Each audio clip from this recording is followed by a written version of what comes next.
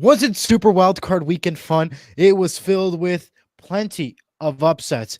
And I don't mean about the Texans beating the Browns or anything like that, but I'm talking about the Packers beating the Cowboys. What a shocker in Dallas. Dallas now eliminated from the playoffs. What a shock there. The NFC East teams, the two top teams, the Eagles and the Cowboys, both eliminated, both predicting to be the top two teams heading into Super Wildcard Weekend. They're both out. Now the question is who remains? Which of these 8 teams behind me will make it to the conference championship and be one step closer and making it to the Super Bowl? And one last thing. We're on Surge Sports today. We are getting ready to go live. And finally, just one thing I would like to say. Yesterday was the 50th anniversary of the Sully Sullenberger landing the plane in the Hudson River. So just want to say one thing. We're going to take this. We're ready to take off and soar to new heights into the divisional round and break down Super Wild Card Weekend. And it all starts now.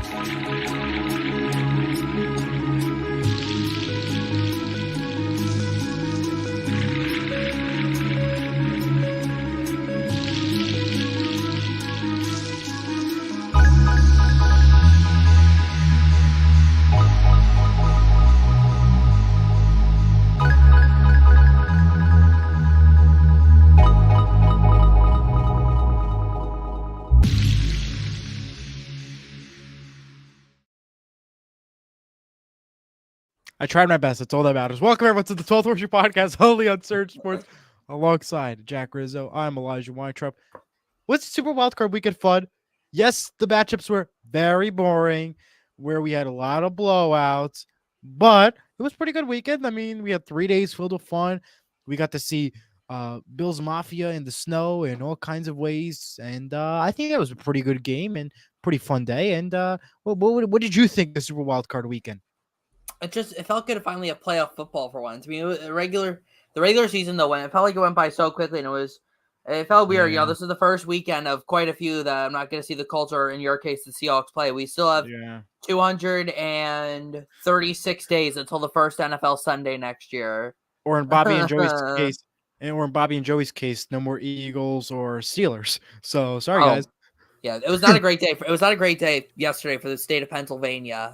No, but not really. It was a fun weekend. I mean, there were definitely some games that were not very exciting, but every single Saturday game and every single Sunday game. Yeah, but I will not say, Sunday. Every single Saturday game. Let's just say Saturday games. Yeah, it was not a fun Saturday, but I will say that both me and you did very good with our picks. We both went 5-1 this week. Correct, and 2-0 and lock an upset. That's right. Yeah, it was a fun week of football. A lot of surprise teams that are moving on to the divisional round. Some guys that we just didn't expect, and some teams that are there that have been there in the past. So, but this definitely feels like a year where there's just no clear favorite to go to the Super Bowl. It really could be any of these 8 teams that are left. But let's get right into the breakdown though. All right, we will make our picks, obviously, for the divisional round on Friday. That time for that show is still TBD because we do have I believe there's still a girls' game for Friday at 4 o'clock, so we are still questionable at the time, but we'll keep you posted as it is supposed to snow again on Friday here in Jersey. But let's get to the games. It's more important why you all came to watch us. I thought this was pretty amazing. A rookie quarterback and a rookie head coach, we've been saying it all season long, comes in, hosts the Cleveland Browns, and what do? They went to put on a show, beating the Browns 45-14. 45 points they put up. It was like Miami and Denver situation back in the regular season. It was a crazy game for the Texans. Everything was there. Everything was right. And they are one step closer, possibly making it to the conference championship. They have a tough matchup this weekend versus the Baltimore Ravens that is behind me. And other way around, whatever. And that'll be a very close game to watch out for. And we could be seeing some upsets, spoiler alert. And so yeah, and the Browns did not look good at all. Sorry, Joe Flacco. I don't think you're the answer for the Cleveland Browns. Jack, what were your thoughts on this pretty amazing win for Texans, who could be one step closer in a new future, in a new beginning? Well, you know what they say about payback, Eli. The Texans trading away Deshaun Watson to the Browns for 3 first-round picks and all that stuff. Now, granted, he did not play, but the Texans showed why they made the right decision. That move single-handedly, honestly, saved their franchise. All the draft picks they got, all the cap space they freed up, and just were able to get so many amazing pieces that they have right now. But, it's been an amazing season though for the Houston Texans. Again, you mentioned it with a rookie quarterback and a rookie head coach. Now, I think there is a better rookie quarterback and head coach out there named Anthony Richardson and Shane Steichen. And if Richardson was healthy, the Colts would Uh, be here and not the Texans. I disagree Um, with that one. Sorry, Jack. okay, well, I dis- Let's you see. I wait, hang disagree. on. You could say disagree, but we'll never know because if he would have played the whole season, the season could have turned out a lot differently. True. But this season, although Texans are having a spectacular run this year, they may not have it next year. As according to reports, Seahawks Exactly. have already requested to see Texans offensive coordinator Bobby Slowick, who for a potential head coaching job. And we saw what he did with CJ Stroud this year in this offense. So it would be a huge loss for the Texans, but a huge win for Seattle. Although we do need to update our defense just a little bit in Seattle. Oh, yeah. So just watch out, folks, because Dan Quinn may not be an option based off of Dallas loss. But we'll get to Dallas in a little bit. We both got this pick right. And next game on the list. Wait, hang on. I didn't finish my thoughts. Oh, sorry. Go ahead. Oh, no. I was just going to say that, CJ Stroud, he's great. But in this game, it was all about the Texans' defense. Back-to-back pick sixes in the third quarter to put this game away. Yeah. They really just dominated this Browns team. Again, though, two CJ Stroud's credit, still no Tank Dell. Missed a couple of other weapons, but Nico Collins is going to get paid, man. That guy is just having a phenomenal season. What a win here for the Texans. Their first playoff win since 2019. So Good job by them. By the way, Eli, I will say that before this game happens, the Texans have never been to the AFC Championship game before. So we could see history in the making made next Saturday afternoon. It is an incredible game to watch out for. One of my favorites for the Saturday slate of games, at least, because if you also think about it, the Ravens have lost all five of their past 5-year games in the playoffs. That all happened in the divisional round, and that include two of them with a bye. So that is some extra notes you want to take out for. Who do you pick in this game? It's a rough one. America's going to go with Baltimore, of course. We'll have to wait till Friday. We'll have to wait and see with our picks. But I will say though you mentioned Bobby Slowick before. He is a rising young offensive mind. I mean, you see these people a lot now. I like Bobby Slowick, but I think the most coveted young offensive mind that's a head coaching candidate, Ben Johnson from the Lions. The Seahawks also requested to interview him just earlier today. He is a fantastic young coach. Was in the running last year for several jobs, but decided to stay with the Lions for one more year and turned out to be a pretty good decision because the Lions are in the division round and won their first playoff game in 32 years. But it seems like offensive minds are really taking over the NFL. It feels like most of these teams out that are hiring coaches are hiring these young offensive minds to help with their rookie quarterbacks. We saw what Shane Steichen did last year with Anthony Richardson, and kept them competitive with Gardner Minshew. And you see many other coaches do the same thing. You saw Kevin O'Connell turn around Kirk Cousins' career. The 1 year he was there. Mike McDaniel helped elevate Tua's game in Miami. Yeah. It's all these offensive coordinators, these young offensive coordinators who are really changing the game. And by the way, speaking of offensive coordinators, the longest tenured offensive coordinator in the NFL, Saints OC Pete Carmichael, was fired today along with several other assistant coaches on the Saints. Pete had been the offensive coordinator of the Saints since 2009. Yeah. His first year though, his first year as the offensive coordinator, the Saints won the Super Bowl, but last few years, the offense started to get a little stale, and, he is fired. Yeah. Dennis Allen probably should have been the guy who got fired, their head coach, but we'll see. That's a different argument for a different day. We'll see how the Saints replace him, but it's crazy now, Eli. The longest tenured offensive coordinator in the NFL has only been a coordinator for 5 years. It just shows how frequently these guys are on the move. Wow. That is incredible stats, and thank you, Jack, for that. Now, at this time, I like to ask everybody who's watching at home to respond yes or no via the Google Chats. And for everybody in person here to say, raise your hand if you did or not. Who here bought Peacock to watch the Dolphins-Chiefs game? Please raise your hand. Looks like no hands. All right. My point has been made. Somehow, way or another, they got 23 million views, and they became the most watched game thing. That is absolutely a lie. Lie. That's a lie. Someone raise their hand, please, if they bought Peacock, because those views were only because because people who tune in and out of the game count as different views. So it definitely was not 23 million people who bought that. Let's be honest here. Exactly. But I'm just curious, who bought Peacock to watch? Nobody. Exactly. My point is made.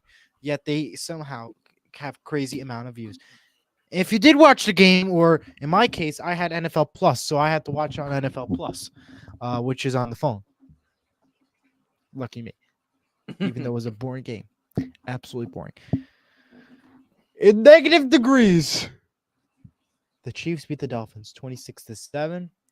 The Chiefs are back on track. Taylor Swift, no Taylor Swift, they're at it.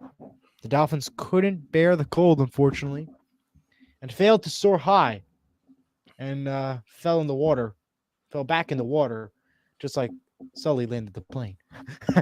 Although it became a miracle for Sully. But yeah, Dolphins, what a disappointment. We knew they're not going to be a team over 500, just like the Chiefs. And man, do the Chiefs have a game for the first time ever. Patrick Mahomes will play away in his career during the playoffs in Buffalo and Bills Mafia in New York on CBS on Sunday at 6:30 p.m. The game of the divisional round, in my opinion. And we'll go to Jack. What are your thoughts on Chiefs Mafia beating the Dolphins?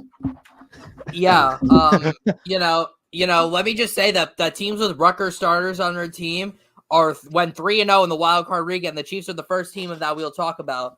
Isaiah Pacheco is the biggest asset in this offense right now. Yeah. You watch him play the game, how tough he is. He's not the biggest running back, but he sure is tough.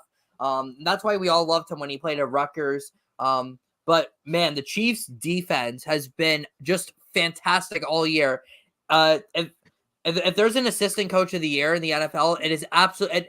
There definitely should be some consideration for Steve Spagnuolo and what he's done with that team. He's won 2 Super Bowls as their defensive coordinator, and he can win a third, honestly, because this defense is just that good. And I will say I'm very impressed with Rashee Rice, the Chiefs' new number 1 receiver. Apparently, he had over 100 yards and a touchdown last week. The Chiefs controlled this game from start to finish in the negative. The wind chill was around negative 27 at the lowest, and it was just a disaster game. So slippery, and what a massive collapse for Miami. There were several teams that had a collapsed this year. The Dolphins were certainly one of them. They were a team that was at one point, sitting at the top of the AFC. And the Dolphins just had this massive collapse to end the season here. Lost their final 2 games, and didn't even win.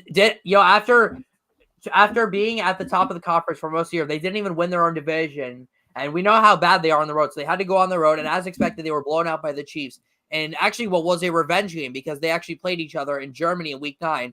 And while Tyreek Hill's return to Kansas City did not go very well, I know he had a touchdown, but they lost by 19 points. I can't really say much more. But Miami certainly enters this offseason with a lot more questions than answers. Is Tua the future of the team? I'm not really sure. And the Miami they've got a lot of work to do on this offense, because they've the last 2 years they've started the season great and they finished it horrible. So Miami's got to figure something out, or else Tua and Mike McDaniel could be on the hot seat next year. Absolutely, it'll be all on the line and huge to watch out for in Miami. Next game, which, by the way, the Chiefs game we both got right. America's team became America's most failure, rather. As are we surprised by this? The Packers have not yet completed a playoff game yet in a while, and yet the Packers beat them 48-32, 48 points. What is it, the Dolphins-Denver game? We had like 2 Dolphins-Denver games this week. It was crazy. It's like Denver Broncos were not even playing in the playoffs, and yet we saw them twice. That's what it felt like playing. What a disappointment for Dallas. An absolute disappointment. I honestly think Dak Prescott's the problem, considering that he's choked multiple times in the playoffs. And I said it last year before we had the podcast.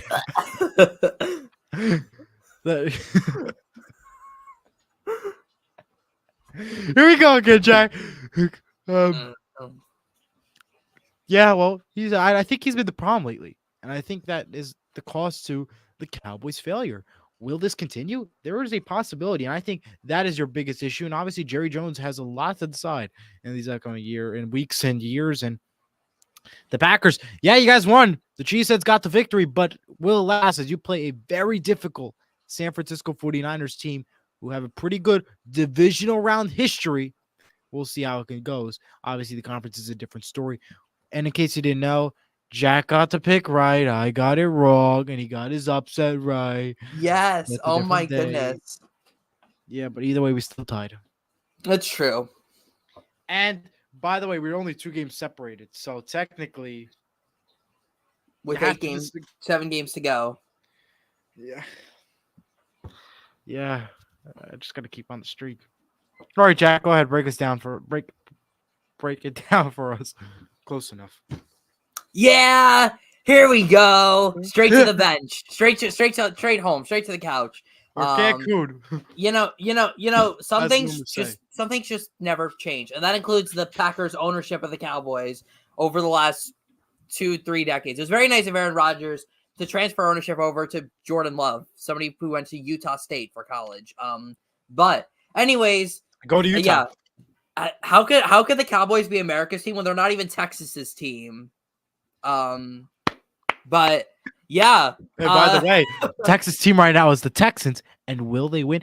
Did you hear this funny story too? I'll let you go back in a second. They said that the NBC Dallas cut out the Lions game like a few minutes in. It was like the last play of the game, and they cut out to put a special report out for the weather. You can't Oh scroll at wow. the bottom. Like, come on. I saw. I was like, that's ridiculous. But there's your Lions fans, folks. But go ahead, Jack. Sorry. Yeah, the Texans are actually Texas team. Dallas team. By the way, the Texans is the dumbest team name, honestly. It's like the worst team name, honestly. The Texans are a great team. Their team name, though, is pretty bad. I'm not even going to lie. Yeah. But anyways, Jordan Love, man, that kid is a baller. You could argue CJ Stroud's the best first-year starter this year. I don't know. Jordan Love looked pretty good out there. Some of the balls he threw. Romeo Doubs had 150 yards, a breakout game. The Packers put up 48 points against the team that had gone undefeated at home. The team that had the highest scoring at home this season, that finished with a top 5 offense and a top 5 defense this year, and they beat them soundly. The score does not really indicate what kind of game this was. This was a full-on beatdown by the Packers, and how nice of them to do it against their former head coach, Mike McCarthy. Right. So, Mike, it's just, interesting situation. We'll see what happens, but according to the NFL Insider show, yes, that's like the first time I ever watched it was today. Pretty good show, but you must have been really bored at home then. Yeah, but they were talking about how they're not sure about Mike McCarthy's job sets, that he has not met yet personally with Jerry Jones, so we'll see what happens, but we'll see though if Mike McCarthy ends up being his last game. I'm not really sure because he's been here 4 years. They have 3 playoff berths, but they have 1 playoff win, and that's not acceptable for a team that's Super Bowl or bust every single year. But anyways, I'm so happy that the Packers won because I don't like the Cowboys. I'm happy that they're going into the divisional round. But let's go to the Sunday night game, by far the best game of Super Wildcard Weekend. Before we get to the best game of the week, I just have 2 news updates I want to provide. Linebacker Ronald Powell has died. 1991 is when he was born. He died today at 2024. So thoughts and prayers to his family. And CBS has released its lineup for the pregame stuff before the Super Bowl. And you will have 7 hours filled with commercials, starting at 11:30 with Nickelodeon's NFL Slime Time, followed by the Road to the Super Bowl. You're looking in live from the Super Bowl with that other pregame show, followed by the NFL Today and the kickoff show on CBS, all on Paramount Plus and CBS. But yeah, so just to let you know, it is all over that game. You'll have 7 hours of commercials of pregame stuff. So get ready to have fun on CBS, guys. Yeah, let's go to America's game of the week. The Lions over the Rams, 24-23. What a game for the Lions. Lions had it perfect in the first half, but that second half was a little questionable. That third quarter, they almost blew the lead to Los Angeles. It was a little bit of a shaky run for Detroit to hold on to. Rams, unfortunately, couldn't hold on and pull the victory there. Lions did, however, and a close one. They will now have home field advantage thanks to Dallas loss. They'll be home to take on the Buccaneers on Saturday, 3 p.m. on NBC. Rams did not fully execute to earn the victory, and it goes to show the trade was worth it. Jared Goff is the true man and the true savior in Detroit. Jack? Yeah, what a game this was. What a story. I mean, I don't know if you saw the end of the game, but Lions fans were in tears. Like they were literally in tears at the end of the game. I mean, I feel so happy for them. They have been through so much in their I don't think if you're I'm not a Lions fan. I don't really think we can understand it because I feel like only true Lions fans can understand the pain that they've been through. All their heartbreaking losses, being screwed over by the refs so many times. It's you got to feel bad for the Lions. But I am so happy that they won this game. I got the pick right or wrong. Eli got it right. But honestly, I don't care because I'm really happy for this Lions team. Jared Goff, so many people doubted him after he was traded from Matthew Stafford, but he took the criticism and, he struggled in year one. But ever since then, the Lions have just been absolutely phenomenal. They're doing a great job there. Dan Campbell is probably going to be coach of the year. Sorry, D'Amico Ryan. Sorry, Kevin Stefanski. Sorry, Shane Steichen. But, this is just an awesome team to watch. Let's just hope what happens with the Lions doesn't happen with the Eagles, where they lose both their coordinators because they're both up for head coaching jobs, both Ben Johnson, the OC, and the DC, Aaron Glenn, and then they have a meltdown the next year. But I cannot wait to see the Lions in the division round. Can you grasp it, Eli? Grasp this? One of either Jared Goff or Baker Mayfield is going to be playing for the NFC Championship. Just think about that for a second. That is to say, but who would have hey, thought about that? Credit to the Rams, though. They had a great season, way better than we all thought. Matthew Stafford apparently has no plans of retiring. He is looking pretty good. So the Rams will be back next year. Man, what a player Puka Nacua is. For being a 5th-round pick, not too bad. Yeah, absolutely. Now, let's go. Fun fact about Puka Nacua, though. I'm sorry. His name actually means fat or chubby. His Puka's not his real name. It's not his real name, but like they nicknamed him that because he was born like a fat, chubby kid. Oh, okay. But yeah, Puka's not his real name. It's Makia. All right. Learn something new every day, I guess. Next game. Bills Mafia took over the victory in New York as they beat the Steelers 31-17. Is there much to add to this game? Josh Allen was good in that game. The Bills won. They did their duty. And I think what is this? I think we have something here. It looks like at the graphics page here on the Surge Sports Arc of the Steelers head coach. Is this true? Oh, well, this is just going through what it says here. And clearly, that was not fun. That was not the reaction that we hoped for. But what else we got here? We're trying to scroll through this while Jack talks. But the Steelers tried their best, unable to get the victory. And Pennsylvania did not have a good Monday. But Buffalo did, and New York did. So break it down for us, Jack. Yeah. This was our annual first round playoff blowout. It happens every year. We always have 1 or 2 first round blowouts, and this was it this year. I mean, Pittsburgh stayed in the game for most of it, but this game was never really in doubt. Buffalo led the whole way through. Their defense had a great game. Sorry, Mason Rudolph. You were not you're not able to pull through, but are we really that surprised? No. I mean, credit to the Steelers for even getting into the playoffs because it's remarkable how they did. But hey, Mike Tomlin's an awesome head coach, so he's going to be back another year, he said, even after walking out of that press conference. And I'm amazed the Steelers got to Buffalo on time. I mean, they have Rudolph on their team. They should have just taken a sleigh ride, if we're being honest. But well, that was take a sleigh ride. I don't really have much more to add, though. Both of us had this as our lock of the week. I mean, we pretty much had no doubt about this. Buffalo is probably the hottest team in the NFL right now. And, well, I just, the Steelers are so unpredictable. But good for Buffalo, though. And they're going back to the divisional round where they play the Kansas City Chiefs finally at home because the last five times they have played, it has been at Kansas City, not Buffalo. I don't even know how that's possible, but it is what it is. But let's go to the next game, Eli. The final game here on Super Wildcard Weekend. Fly, Eagles, fly. Not to the divisional round, but to Cancun, because that seems like what the memes are heading to. EAGLES lost 32-9 to the Tampa Bay Buccaneers. Wow, how?